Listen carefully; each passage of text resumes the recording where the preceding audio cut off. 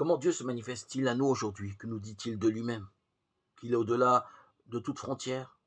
Madiane, Epha, Saba, Tarsis, les îles, l'Orient.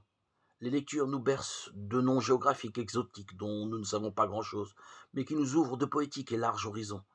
Isaïe voit Jérusalem comme la lampe qui brille sur le monde et attire pour le Seigneur l'assemblée sainte de tous les peuples.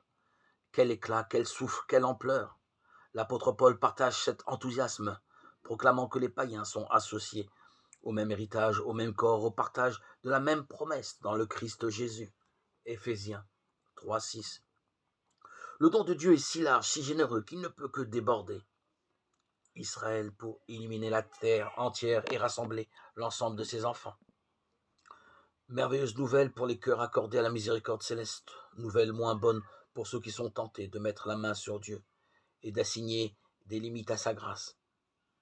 Ainsi Hérode se barricade dans Jérusalem et considère avec méfiance et inquiétude ces étrangers à la recherche du roi des Juifs, ce que lui-même prétend bien être.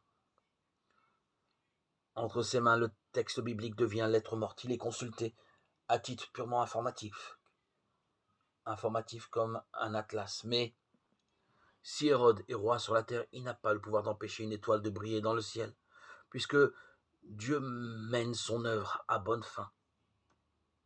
Choisissons de le seconder plutôt que d'y faire obstacle.